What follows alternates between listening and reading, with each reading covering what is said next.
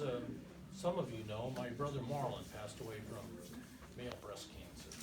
And the subject is something that's kind of close to our hearts. We're glad that my brother's wife is here to tell us about some of her experiences and all that she's learned. She's talked all over the country, actually, about male breast cancer. So thank you. Let's welcome Pat.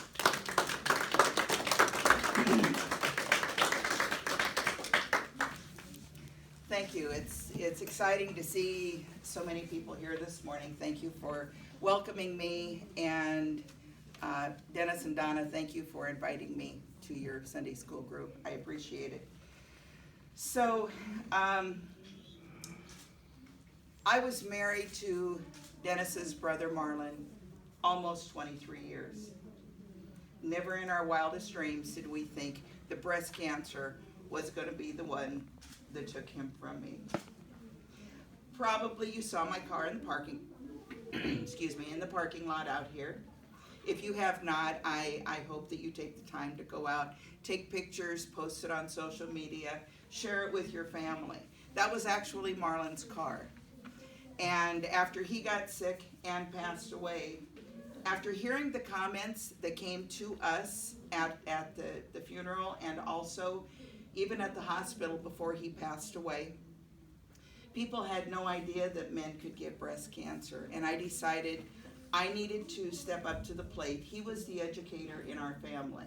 And I decided I needed to step up to the plate and start educating people that this can and does happen to men. Nobody is immune from it. Breast cancer does not matter, does not care about your age, and breast cancer does not care about your gender. The American Cancer Society says that in 2019, this year right now, they are estimating 2,670 men across the United States to be diagnosed with breast cancer. That maybe doesn't sound like a lot. They are also estimating 500 men will die from breast cancer. Now, they maybe have been diagnosed 10 years earlier. Those statistics do not sound very big, but I'll tell you what, when it happens to somebody that you love, those statistics matter. So this is why I go around and I talk to people, and you cannot believe how many people say, I knew so-and-so that had male breast cancer, but we never talked about it. So we need to get the word out there. October is just around the corner, and we have done a wonderful job with talking about breast cancer when it comes to October. Everything is pink. We have pink ribbons. We have pink clothes. I even saw pink cupcakes last year. But we need to add a splash of blue. There are not as many men as there are women with breast cancer, but we cannot forget our men. We all think about our mothers, maybe our wives, our grandmothers, our sisters, aunts, our daughters. But how often do we also think about our men? You know, our brothers, our husbands, our sons. And when I say that gender and age, neither one play a part in breast cancer, I know of a young man that was 17 years old in Prairie Village, Kansas, when he first found his lump. Went to the doctor, and the doctor said, don't worry about it. You're going through puberty. It's a calcium deposit. It'll eventually go away on its own. Thankfully, Brett's was not aggressive. 6 years later, he started having drainage. A few months later, his mother saw that he was having drainage, took him into the hospital and said, find out what's going on. They did a biopsy. It was malignant. He had a mastectomy. Today, I am happy to say Brett is a 9-year survivor. He got married a year ago in October, and he has a 2-month-old baby. So breast cancer in men is survivable. But Early detection is the key. And there's such a stigma with breast cancer in men. We've got to get over that. You know, the guys are embarrassed to talk about it. We've got to get past that. You've got to go in, you've got to mention it to your doctor. I'm going to go through some science here of what you need to watch for. Sometimes there are no symptoms. You are your own best advocate. And that is the one thing that I really need to stress to you today. You are your own best advocate. The other day I was, it would have been September the 16th, so 2 weeks ago. I was gone. I was out in Denver. I had taken my car out to a Hot Wheels Legends tour. They invited me to come out, show my car, and talk to people. And so I did. We probably had a couple hundred people that came through and talked to us that day. Most of them did not know that men could get breast cancer. Some shared stories of their loved ones that had had breast cancer. But again, nobody ever talked about it. So while I was gone, Governor Pete Ricketts signed a proclamation proclaiming the third week in October as Male Breast Cancer Awareness Week in the state of Nebraska. Thankfully, we have quite a few of the governors across the United States have done that same thing or will do it in the near future. Not all of them will, some refuse. We probably have 2/3 of the states that will do that. Dennis and Donna went and accepted the proclamation for me. So thank you to you guys for accepting that again. The American Cancer Society also states 1 in 8 women have a lifetime risk of getting breast cancer. I can't count quickly how many women we have in here, but 1 in 8 have a lifetime risk of getting breast cancer. That number for men is 1 in 833.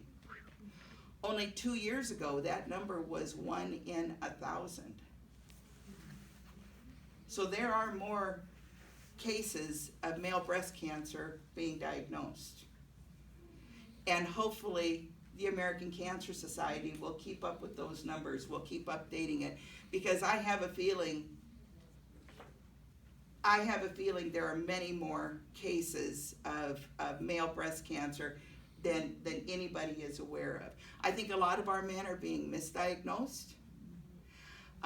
It's easy to look at a scan and see that the lungs are full of cancer, and instead of taking the time to find out where that cancer actually started, perhaps it was in the lungs, but it may have started in the breast.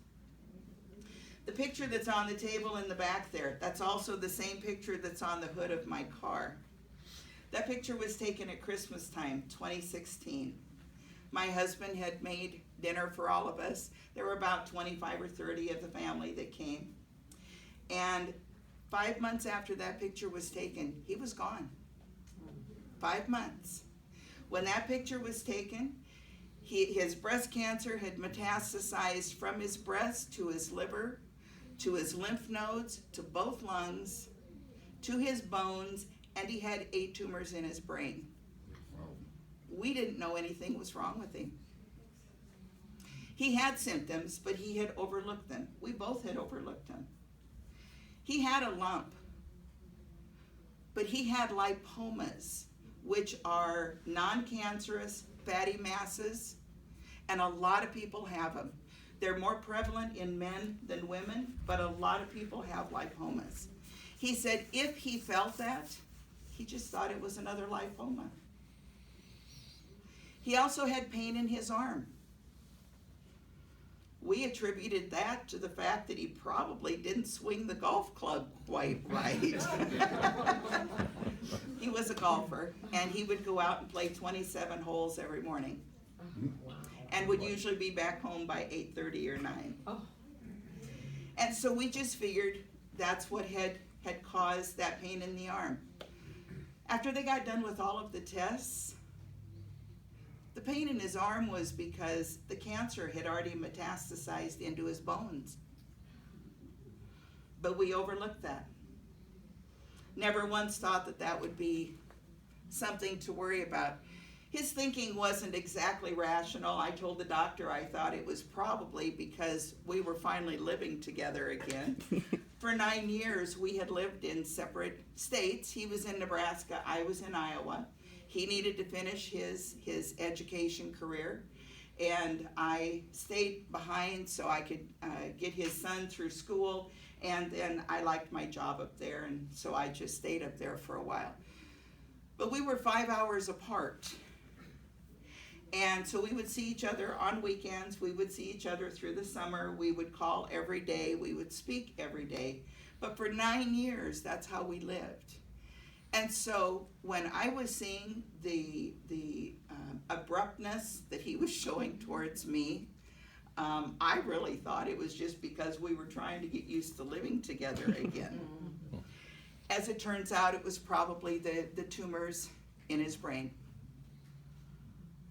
Had no idea that that would play a part in it, but I think it probably did. You know, people have said, a lot of times you will read, but men are only 1% of the breast cancer cases. I had somebody the other day tell me they thought it was 5%. I don't know what the percentage is. Again, like I said before, it doesn't matter how little that number is. When it's your loved one, it hits you hard. American Cancer Society, and I refer to them a lot because I have gone online and I've talked with people from there. They also say that the average age for a white male to be diagnosed with breast cancer is 68. I disagree. I did a very informal survey on Facebook a while back. Facebook allowed me to take 40 answers, and so of those 40 responses I got, the average age was 53. That's 15 years younger than what is posted out there on the internet. Since that time, I met a gentleman that was diagnosed when he was 18. I met another gentleman that was diagnosed at 35, one at 36, and this is since I did my survey. One at 37, one at 49, and one at 53. This is not a old man's disease. We need to be thinking about our sons and our grandsons because it affects all ages. Nobody is immune to it. One of the most important things that you need to know when you go and see your doctor is your family history. You need to let the doctor know about, obviously, breast cancer in your family, but also ovarian cancer, prostate cancer, pancreatic cancer, and colon cancer. I don't understand how they work together, and I don't pretend to understand, but I do know that some studies are showing that those cancers all tie in together. And if you have a history of any of that in your family, your doctor needs to know that because you do have a higher risk of getting the breast cancer. If you find someone in your family that has the cancer, find out if they have been genetically tested already. There's a lot of genetic testing going on right now, and if they have been genetically tested, okay, if dad was positive, the kids should be tested. If one of the kids is positive, the next generation should be tested. They won't test, I don't believe, until they turn 18 years of age, I think. But that's really something that you need to think about. It's very, very important to have the genetic testing done. I do know that there are some insurance companies that don't like to do the genetic testing. I have a lady in Omaha that I work with, and her mother died with breast cancer several years ago. This gal was just 8 years old when her mother died. She has set up a foundation, and it's a hereditary testing foundation, and she will walk you through what you need to do for yourself and for your insurance company to go ahead and get the testing done. So by all means, if anyone needs, and this is for men and women both, if anyone feels the need to have the genetic testing done, let me know. My name is on the cards back there, and my phone number is, you can get a hold of me anytime. So the things that I tell men to watch for, first of all, if you have not already, please stop by the table back there, pick up my brochures, the cards. I've got wristbands, I've got pins, I've got all kinds of stuff. This is a card that we put together. It's front and back. It's a breast self-exam for her and a breast self-exam for him. It's got drawings on there of how to do your self-exam, okay? The only credit that I can take for this is I proofed it for spelling errors, but it is amazing. And I will tell you, this is showing up over this is going around the world. I know for a fact that it's been in India. A friend of mine has translated this into either 10 or 12 different dialects that they use over in India. And she is traveling India telling people about breast cancer. Apparently they don't even talk to the women about breast cancer over there. So this is huge. She's done an amazing job with that. Anyway, this is going to show you how to check yourself for lumps, okay? And if my language offends anyone, I'm very sorry, okay? But I'm pretty blunt when I tell guys what they need to do and how to check themselves. So you need to check your entire chest area. Also include where your lymph nodes would be here and also in the armpits. It doesn't matter if you've got a little tiny lump. It can be as small as a BB. It can be as big as a goose egg. It can be as hard as a rock. It can be as soft as a marshmallow. But make sure you feel, and go according to the directions on this card. Feel how to do, basically, men, you should be doing self-exams once a month, just like the women are. That's something that we have been taught from the time we were small, but men, you need to be doing this too. Okay? And I know it's not a fun thing to do, but you should be doing it. So you need to check for lumps. The second thing that I tell people that they need to watch for is look at yourself in a mirror without a shirt on, from the waist up. Get to know yourself. None of us are perfectly symmetrical, but we're close. You should know what you normally look like in the mirror, okay? If you notice that one side has a patch of skin that perhaps is scaly, that's not normal. Perhaps you have a rash, that's not normal. Keep an eye on it for a day or two, but then get it checked out. The other thing that I tell people with the skin is if it starts looking like an orange peel, if it becomes dimpled, okay, that's not normal. Something is going on to cause that. Now, if you've always had it, I guess that's one thing. But if it's something that you're just noticing, okay, that is not normal. The third thing I tell men is notice the nipples themselves. And this is the one that the majority of the men that I have talked to, that's how they discovered their breast cancer. The nipple had inverted. Basically, you've got something inside that's growing and it's pulling that nipple in. So if the nipple ever becomes inverted, if it ever pulls off to one side or the other, you need to get that checked out. That is not normal. The fourth thing I tell people is any kind of drainage. You should not have, and it could show up as a clear drainage, as a cloudy drainage, bloody. But as a man, that should never be happening to you, ever. If you go in and see a doctor and say, hey doc, I've got something going on, and he said, you're healthy, don't worry about it. You're a young man, don't worry about it. At least get a second opinion.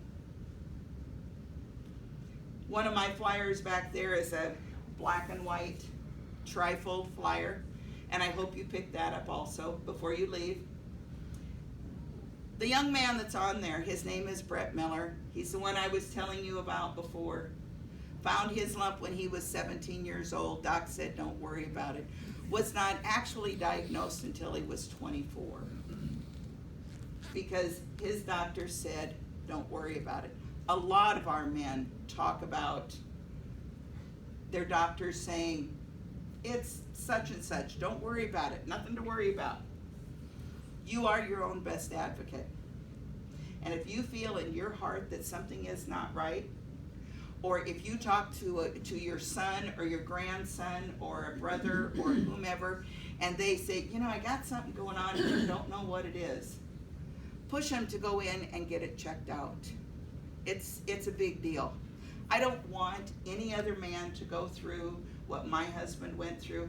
I don't want any other family to go through what our family went through. Only because they didn't know. I know that we are going to lose men to breast cancer. I got a phone call last night. One of the guys that he lived up in Cottage Grove, Minnesota. I went up to meet him a year ago. He was not feeling well enough to come down and meet me, so I went and had supper with his wife. She called me last night. He passed away on Friday. And it was of complications with the breast cancer. So it's not something to mess with. You need to stay on top of it. When Marlon died, I won't name the well-known cancer organization that I called, but I did make a phone call. And I said, I've been online. I cannot find anything speaking to men dealing with breast cancer. Well, it was a very young gal that answered the phone. And she said, oh, we have all kinds of information out there. I said, please walk me through it. I can't find it. And I said, you know, I find all kinds of things for women. Well, she said, that's what we have. It's because men don't really need to worry about getting breast cancer. I'm hoping she never made that comment to anyone else. So after Marlon died, and after that phone call, I put together this pink brochure that's also available back there on the tables. The picture on the front, on the top, is Marlon and his daughter. She was diagnosed with breast cancer 2 years before Marlon was. Happily, I can say she is a 5-year survivor today. He was her support. He would go down and be her chemo buddy with her. He shaved his head for her, which he has a bald head here. The picture on the bottom is a picture of Marlon after he was diagnosed. He's holding his Nebraska breast cancer license plate. I had just gotten it. It says Men Too. Now, him being an educational person, he wanted it to say Men TOO. We were only allowed 5 digits, and so I had to abbreviate it, so it says Men Too. He was ecstatic with it, and that is on his car now. I encourage you, if any of you have any kind of breast cancer ties, I encourage you to think about getting the breast cancer plates. If you just go with a random number, I don't think there is any additional charge. If you want to have a personalized plate, it's a little extra. On the inside is a little bit of our story, and inside this box are basically the same items that I told you before, what to watch for as a man. And then on the back side is just a little thank you. I do have my contact information here. Any of you that have Facebook, I would love to have you send me a friend request so you can follow what I'm doing now, because I don't sit still now.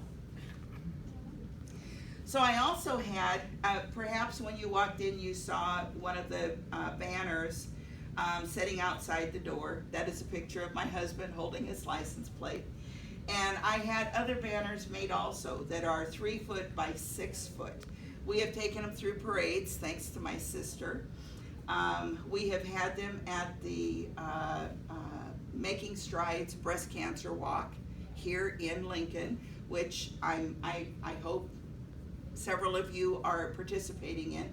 I will not be here this year. I am actually going to be in North Carolina speaking to a group down there about breast cancer. But we have had the banners made, I had the brochures made, and then I decided I was going to put a wrap on his car. And I am now driving the car all over the United States, and it gets a lot of attention. I have a shirt, it's a t-shirt with the pink and the blue ribbon, and it said men have breasts too. And it gets a lot of conversation started. Forgive me for sweating. Thank you for turning the air down before. I hope the rest of you don't freeze because of me. I'm sorry. But I am driving the car all over.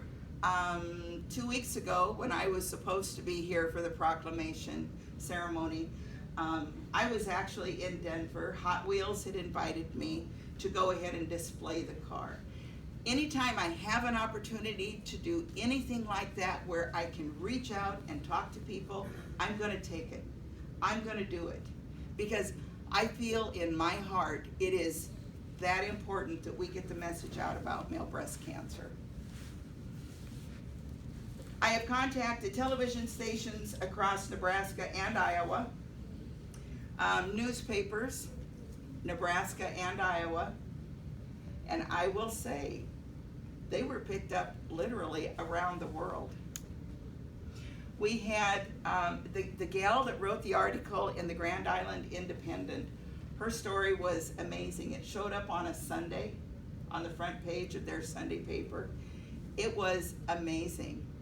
And that was picked up in London. It was picked up in Australia, as well as across the United States. So we're trying to get the word out.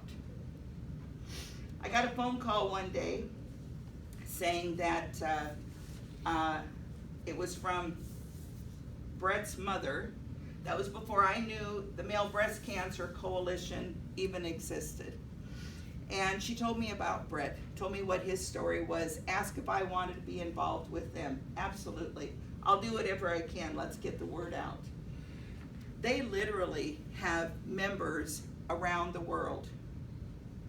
I have messaged with a man from South Africa. I have messaged with a man from Italy. I have messaged several times with several people from, Australia. And I have actually met a man and his wife from Japan. So breast cancer is not limited to us right here. It is across the world. And what the Male Breast Cancer Coalition does, if you have breast cancer, or if your loved one has breast cancer, you're a part of our family. That's all it takes. Doesn't cost you anything because you've already given it all. But we have resources available. We have a private web page, a private Facebook page where families or men can send messages in and say, hey, this is going on, what do I need to do? Or how did you guys deal with this? And we have people answering from around the world. We also have doctors available. Not doctors that are going to come and treat you, but if you want to reach out and send them a message and say, I've got a fella in Topeka sent me a message late last night. He says, Pat, look at my arm, and it was all swollen. He's in the hospital right now. They don't have a clue why he's swollen. So they are going to reach out to doctors and see what they think possibly is going on. We have a gal that's involved with our group, and I have not gone through this, and so perhaps if any of you have, you're familiar with it. When they do the mastectomy, apparently you have the drains and whatever. Okay, this gal has developed she calls it the Comfort, Healing in Comfort. And it's a shirt, it's extremely soft fabric. And it has pockets on the inside. It has Velcro up the front so you don't pull anything over your head. It has pockets on the inside for the bags and for the drain tubes. And this is for men and women. If you ever know anyone that needs anything, contact me and I'll put you in touch with her. We have another lady that does compression sleeves. And her compression, I am not into tattoos, but that woman's arms look like she is full of tattoos, and they change every day. They are just amazing. Her compression sleeves are absolutely beautiful. So we have resources available to try to help our men, because one thing we don't want is for any of our men to think that they're going through this alone. We never want that to happen, or their families. I had a gal in Omaha contacted me probably 2 months ago, and she said, my brother is in the hospital. He will never come home. He was diagnosed with breast cancer 4 years ago. I said, I didn't know that he was here. I said, can I come and see him? And she said, he can't talk to you. He's on a ventilator. So I went to the hospital and I visited with him and with his sister. All he could do was blink his eyes, yes and no, in response to me. That was his 40th birthday. That was on a Friday. I left for a trip on Monday morning, and I got a message Monday night that Ben had passed away. I could have been there to let him know that he was not alone. He had never met any other men with breast cancer. It's just important to make sure that our guys do not think they're alone. So, when you're wearing pink for breast cancer awareness, consider throwing in a little blue. The ribbons on my car are half blue, half pink. And I don't know where I'm at. I think I'm parked up here probably. They're half blue and half pink. And I know that stands for other things also. But in my world, it stands for male breast cancer. So when you're talking to someone and they talk about breast cancer and they offer you pink and they talk to you about pink, October is Pinktober, ask them to please include the men in there. Throw in just a touch of blue. I hope that you will share the information that I shared with you today. I hope you will pick up brochures, hand them out to people. When you're done looking at them, please hand them out. If you ever have a spot where you think some of these brochures would be beneficial, let me know. I will bring them to you. I will mail them to you, whatever, just so we can get more information out. I just had actually the American Cancer Society in Jacksonville, Florida, contacted me and wanted 200 of each one of my brochures. They're handing them out in Jacksonville, Florida. So anything we can do to get the word out about male breast cancer. And as I said before, I would really encourage you to post any pictures that you have, anything that's in any of my brochures. Please feel free to post those on social media. And if you friend me on Facebook, my account is public. You're welcome to take anything that you see and share it onto your page. We have a caregivers group for, and it's a private group, for people that are the caregiver for their loved one that has male breast cancer. We also have a widow and widowers group for the same group of people. You know, once they have gone through losing loved one, they can join us on that group, and we can talk about things. I try to share things that I think are going to be beneficial to each one of those. Sometimes I kind of drop the ball, but I try to share. All I can say is breast cancer does not discriminate. It doesn't matter your age. It doesn't matter your gender. If you have any questions, I would be happy to answer them for you, or at least try to answer them for you. And if you don't have any questions, I just pray that you all stay healthy. And that's all I have. Pat, could you relate the little story about the state trooper? Oh, I'd love to. So in my travels, thank you. I actually had that written down. So in my travels, 3 months ago, I was headed to South Carolina. I had a lady friend with me, and we're traveling. I'm on the interstate, and I don't hesitate to pass anybody, as long as it's within reason. And there was a state trooper.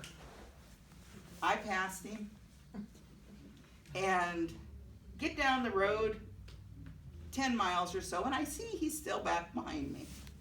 A ways back there, but still back behind me. And pretty soon my phone rings. Well, I know in Georgia you're not allowed to be driving and holding a cell phone. And so he was far enough back. I grabbed the phone and found out that it was the hotel that we had just come from. And I said, you know what, I'll talk to you in just a second. I'm on the interstate, I've got to pull off, and then I'll talk to you. So I turned my signal on. Of course, I'm in the passing lane. I turned my signal on and I moved over. And I took the exit, and he exited behind me. So I was just going to take the exit and then go across and get back on the entrance ramp. Now I didn't think that was probably a smart thing to do. And so I turned on my blinker to turn. And as I did, he chirped his siren at me. I looked at the lady that was with me and I said, was that for me? And she said, well, how fast were you going? I said, I don't know. So there was a driveway into a field, and it had a barbed wire fence across it. I pulled right up to it. He pulls right up behind me. He gets out of his car. I roll my window down and, hello, ladies, how are you? And I said, good, how are you doing? And he said, fine. And he leaned down to me. He said, I need to ask you something.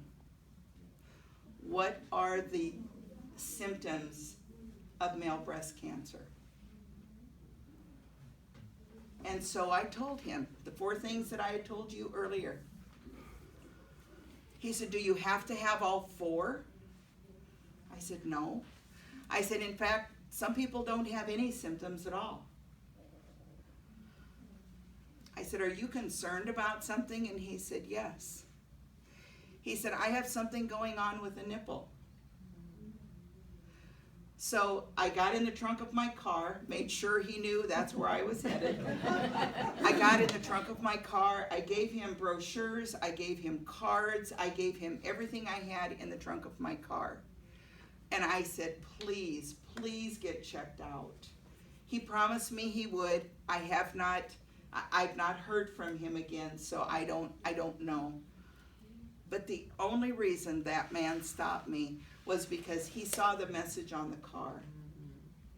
And he wanted to ask about male breast cancer. So if I don't reach anyone else in all of the time that I'm driving around, I know that I reached that one man. Whether it did him any good or not, I don't know. But I know I reached that one man. Thank you for asking about Sure. that. Yeah, because you probably wouldn't have, you may have let it go. Exactly, Right. exactly, yes. Pat, what happened with Tyler and the shirts at work? I haven't heard anything more yet. My grandson works in Columbus, and one of the ladies came around, one of the office gals came around and said, hey, we want you to wear pink for October. And my grandson said, how about some blue? I think we need to add some blue in there for the men. So she gave him the okay to make, I don't know if it's a whole shirt or if it's going to be a ribbon. That I don't know. But he got to design it.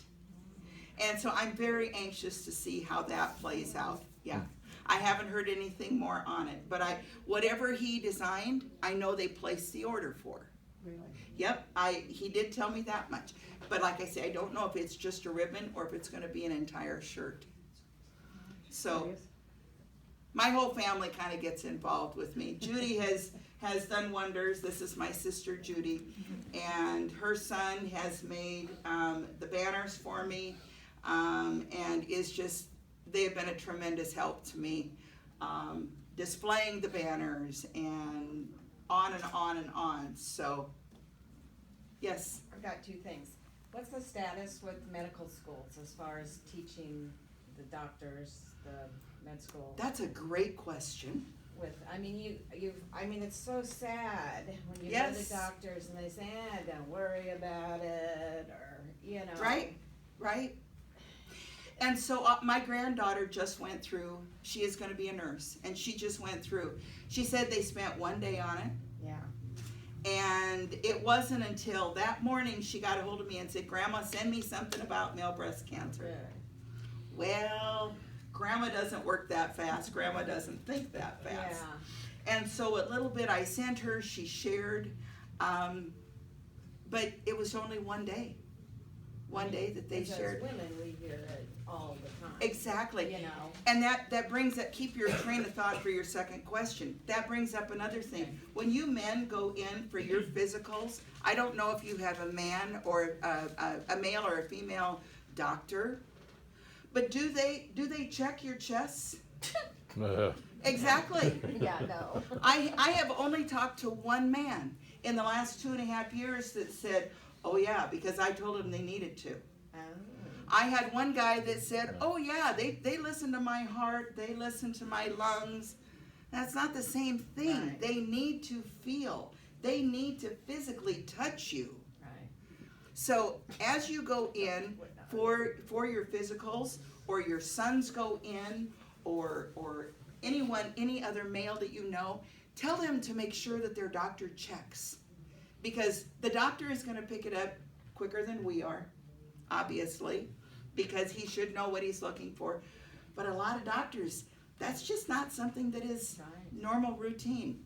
They weren't taught that back in the day when going through their schools. I know.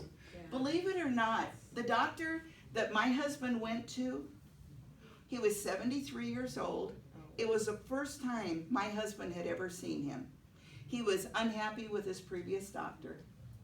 So he went in, had a blood test done for his diabetes, and his alkaline phosphatase came back elevated. And apparently that is something that says you either have an issue with your liver or with your gallbladder. So this man at 73 years old was the one that found my husband's breast cancer. I talked to him just the other day and I said, so Doc, I know at the time you hadn't ever had a lot of dealings with male breast cancer. He said, Pat, I've had 2, and your husband was one of them. Wow. 73 years old. Wow. Your second question. Probably had, but just had not been aware. Sure, Yeah. sure. It's more of a comment. Have you seen the TV show Million Little Pieces? Yes, yes. You need to mention that the main character has male breast cancer. Yes. A million little things. Million Little Things. Yeah, Million sorry, little Million things. Little If you have Things. not seen it, and it Yes. deals. You know, the very first their first episode dealt Yes. with suicide. Yeah. I mean, this TV show deals Deals with with- a lot of yeah. things. They've got a female on there that has breast cancer. Right. One of their main Yeah. characters Yeah. is a man with breast cancer. Yeah, male breast cancer. They have another gentleman on there that deals with some depression. Yeah. It's a great show, and actually, Just the- oh, it's really a little depressing, but it's really not. It's Actually, not, Brett Football, yeah. Brett went out and talked to the producers of that Oh. show. Yes. Oh, wow. So some of the information they got was actually because of Brett with the Male Breast Cancer But the Coalition. character who has male breast cancer, he's so funny. He is. It's great. He is. It's good. Any other questions? Okay. Thank you so much for coming. Thank you for letting me have an hour of your time, or almost. And thank you again for inviting me here. Please pick up any of the brochures, and I've got wristbands. If you pick up a wristband, they glow in the dark. So don't let it surprise you when you wake up at night and you have something glowing in bed beside you. Please help yourself to those. Pick up my cards. On the back side is a picture of my car, so you may not remember me, but you're going to remember this. And the collage that's back there was put together for me by Brett's mother, of the different places that I had gone to last year. So please take a look at that. And as I said, share any of my information, share it on Facebook. Tag me in it so we can become friends. What's your percentage of travel that you do? Oh my goodness. Well, I was in Florida in March. I was in Florida in April. I was in Florida in May. In June, I was in South Carolina. Where did I go in July?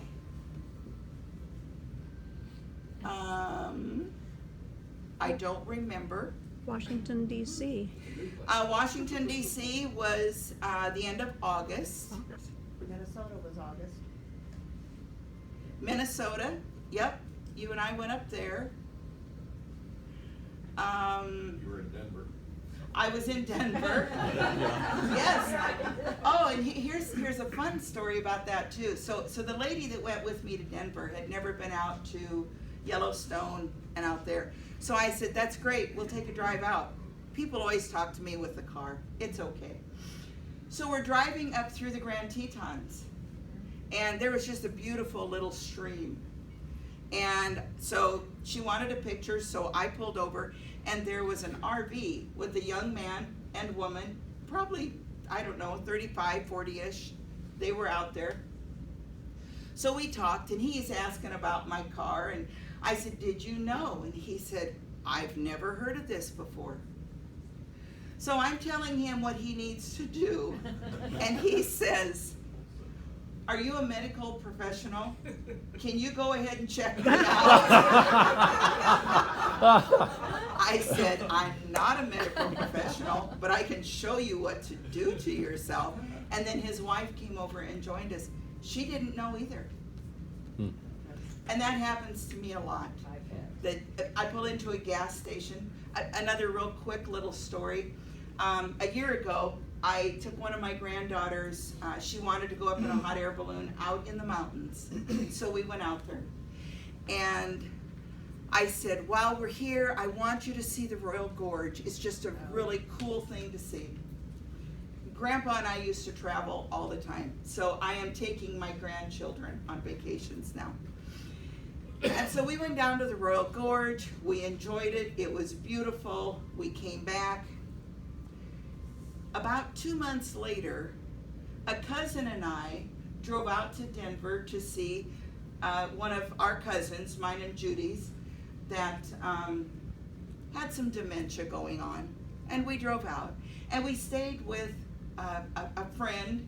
I didn't know who it was, but we stayed with a friend. So we were in a residential area. The second or the third night we were there, we were standing outside talking, and this young couple comes walking up the street. A residential area in Denver. Young couple comes walking up the street. Whose car is that? I says, that's mine. He said, we saw you about 6 weeks ago at the Royal Gorge. So people are recognizing the car. You don't see too many of them. No, no, I can guarantee you there are no other cars like that one. If you get a chance to look at the car if it's not raining, and if you get a chance to look, my husband's picture is on the hood. I was not going to put that on there, but I'm very excited that they talked me into putting the picture on the hood of the car. I can point it out and say, this is what he looked like 5 months before he passed away. Many years ago, I did home health care, and anyway, everybody that was elderly watched The Price is Right.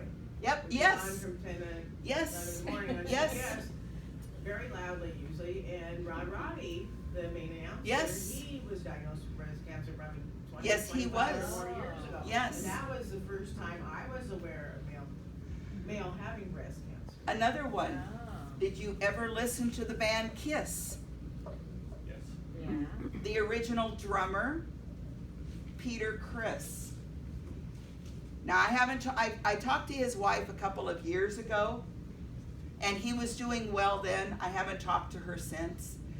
But Peter Criss was diagnosed, I believe, back in about 2007 maybe.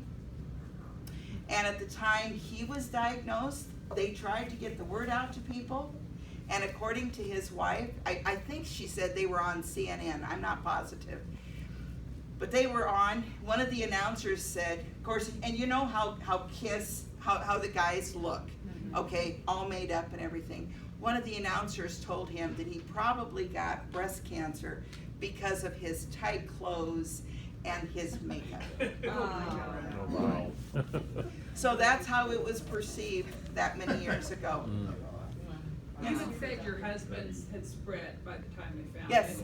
How did they focus on that it was breast, it started in the breast? Good question, because I didn't know either.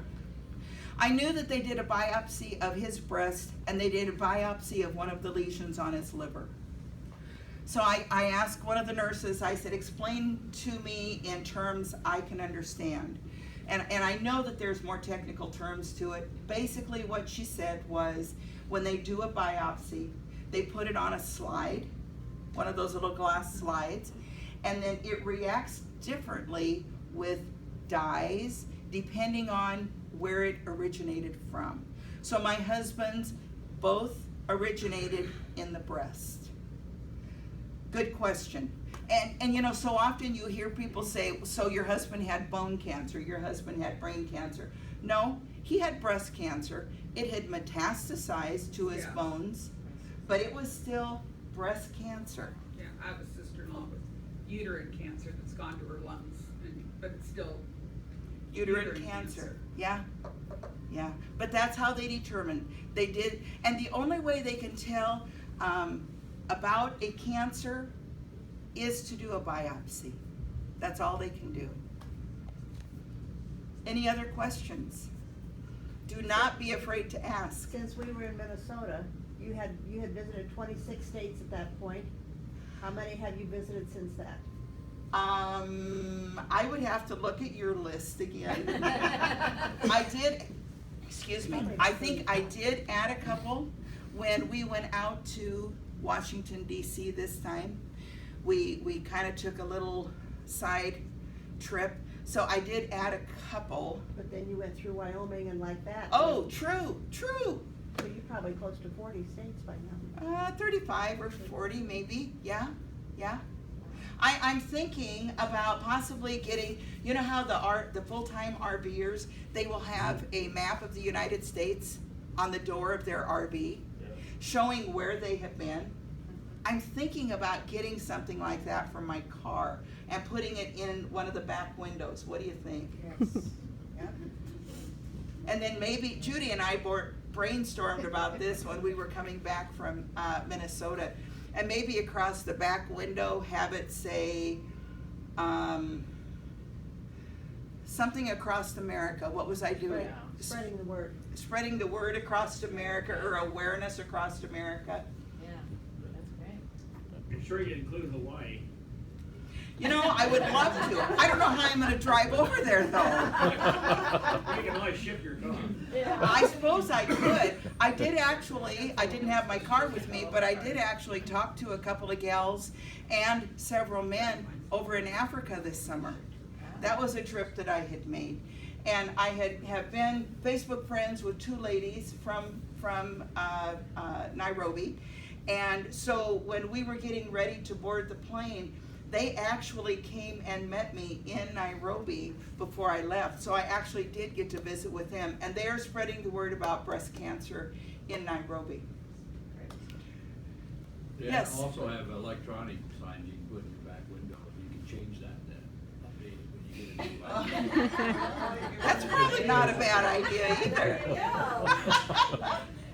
Right? Now serving. Now serving. There you go. That's awesome. Yes? You mentioned that you've been to Florida 3 times since, I think, the beginning of this year. Were you down there to speak at different things, or is that where there's a head office that you have to visit? No. So I've got 22 grandchildren. Oh. And a couple years ago, I said, guys, I will take you any place in the United States you want to go, one at a time. You have to choose your location and our route on a paper road atlas. I knew that Grandpa would love that, being in education. And I said, Grandma gets to wear her shirts that say men have breasts too, and we get to drive Grandpa's car. So one of the trips, my first trip down there was with a grandson that wanted to go to a Cardinals spring training. And so we went down there. My second trip down there was for the conference, Male Breast Cancer Coalition Conference. And that was where I met the fellow from Japan. Okay. And met several others from around the United States. And then my third trip down there, I had a television interview with a survivor down in Jacksonville, Florida. And then on the way back, I had a television interview with a survivor in Knoxville, Tennessee. Thank you for doing all that you do. Oh, you're very welcome.